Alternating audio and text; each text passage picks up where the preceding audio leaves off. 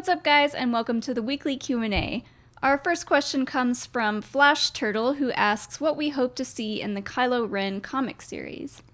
Well, Charles Soule has been saying that it's from Ben to Ren, so I'm assuming that we're just going to get a very, very broad strokes look at everything that he did after destroying Luke's temple. Yeah, I want to see training at Luke's temple. I want to see some stuff about the Knights of Ren. I don't think they'll show us too much in the first issue, because it sounds like the first issue will come out before the movie, and all the rest of the issues will be after the movie's out. So, I don't know. I hope to learn a little bit about the Knights of Ren. Yeah, I think that we're probably going to see very little of them in the first issue, unless it's like people have theorized that maybe there's some of Luke's former students. Yeah. I think that we're going to start probably with the fall of Luke's temple, and we'll go from there. But yeah, I want to see, I guess, some specifics. I hope it's not too like broad of a view, because I don't know, I'm afraid that it's going to cover like too much time. I'd rather it focus on just a little bit of time, and we get to really look at Ben as he turns into the leader of the Knights of Ren. Nolan Sachs wants to know if Star Wars would benefit from making some of their books and comics into Disney Plus series. If you're talking about adaptations of things that have already come out, I don't think so. I mean, I'd rather they didn't. Yeah, I see Disney Plus as a way for them to, like they've been doing, just tell completely new stories. Yeah, I don't think we need to get adaptations of anything. Like, I could see the potential there just because, you know, not everyone reads the books and plays the video games. And yeah, like, I think you could probably make some successful adaptations, but that's not what I want. I would rather just keep the comics and the books and everything separate. Yeah. I mean, a lot of the comic series are already kind of adaptations of stories that have already been told in books. But yeah, I want to see all new stuff on Disney Plus. Yeah, I would much prefer we get new things instead of just rehash things that I've already read. Yeah. You could maybe do like a continuation of a story, like if they want to continue talking about Thrawn and his story after Treason, the last book that came out. Maybe they could make a Disney Plus show out of that. Sure. Patrick Ferreira asks if any of the prophecies mentioned in Master and Apprentice could be relevant to Episode 9. Maybe, but if they are, I think it's like by accident more than anything. I mean, one of the big themes of that book is that you get out of prophecies what you want to get out of them. So I think that after we see 9, there's probably going to be things that, yeah, we can say, ooh, that sounds like this, and that sounds like this, but I would be surprised if Claudia Gray knew what was going to happen in The Rise of Skywalker. Yeah, I don't see any direct connections prophecy-wise, because the idea behind this movie is to wrap up the Skywalker saga, and that's all kind of surrounding one prophecy that already exists about Anakin, so I think that prophecy will be the focus. Alden Diaz wants to know if Force ghosts could wield lightsabers. Well, every episode, it feels like we're learning more and more about Force ghosts, at least since the time of Empire.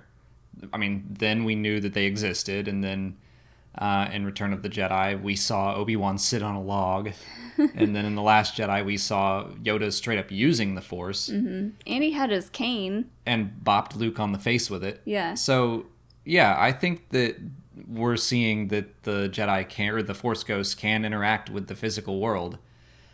Being a Force ghost, I don't think is exactly the same thing as being dead, or as we would understand it, a ghost.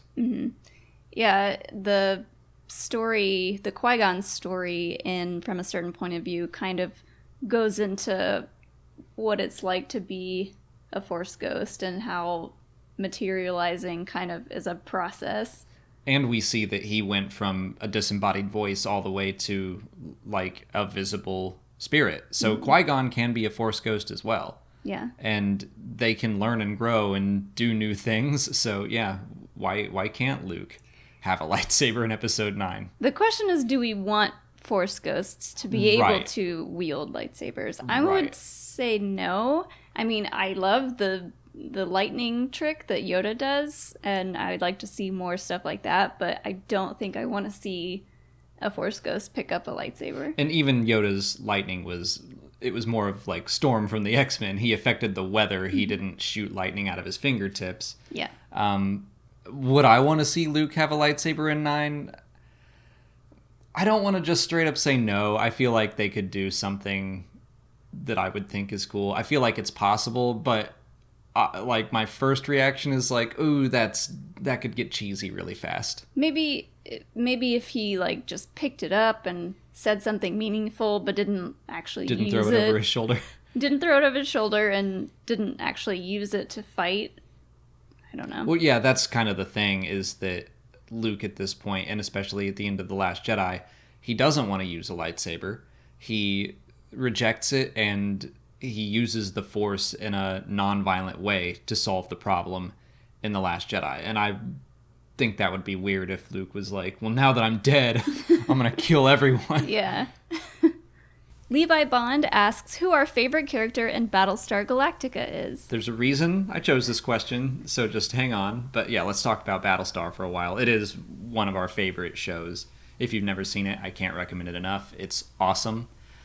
I think my favorite character is Felix Gaeta. Mm-hmm. I really enjoy his arc, which I won't really get into because of spoilers, but he has one of the most drastic changes, I would say, throughout the series. Yeah, and the whole time it stays like his character stays likable for the most part. Yeah, I liked him from the start, and what happens to him, where he goes, I'm like, I get it, man. I do. I get it, man.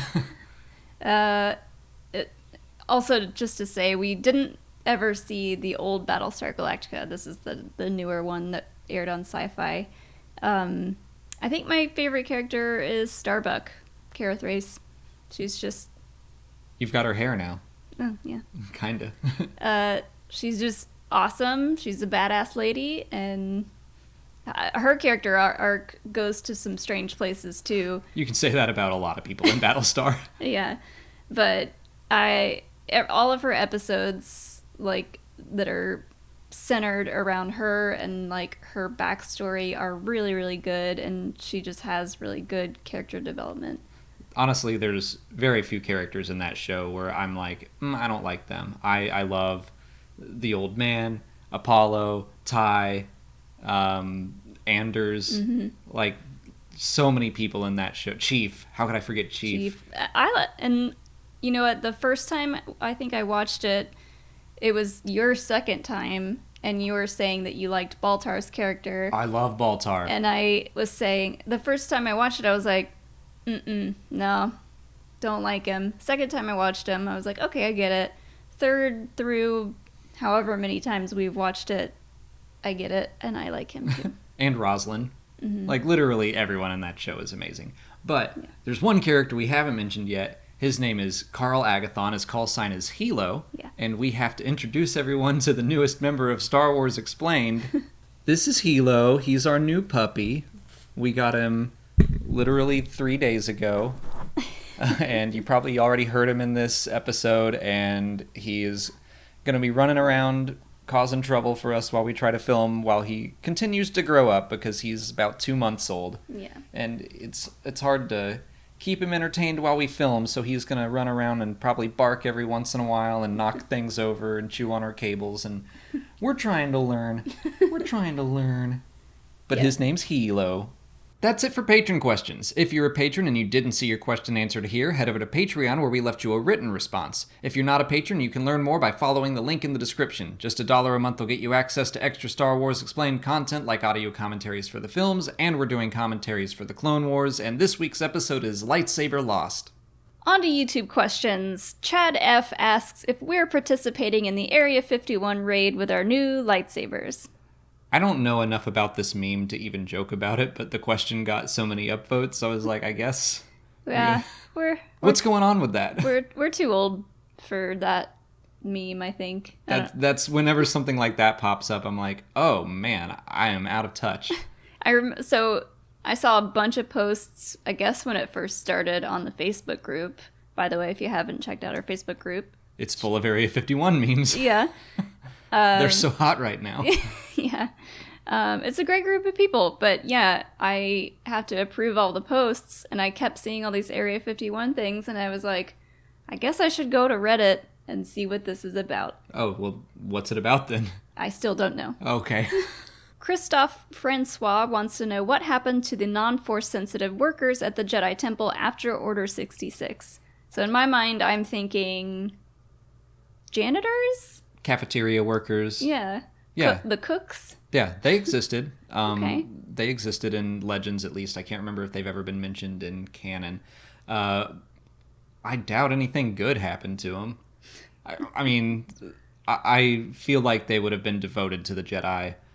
I don't think Palpatine would have been a forgive and forget kind of guy. I mean, he tells Anakin to go into the temple and kill everyone, including the children. Yeah. I don't think he's going to be like, but leave the janitors. Leave that one cook. He is very talented. Yeah, this never even crossed my mind, to be honest, but I assume it was just a free-for-all. Some of them may have escaped the temple. Most of them probably got slaughtered. What do you think the Emperor's favorite meal was?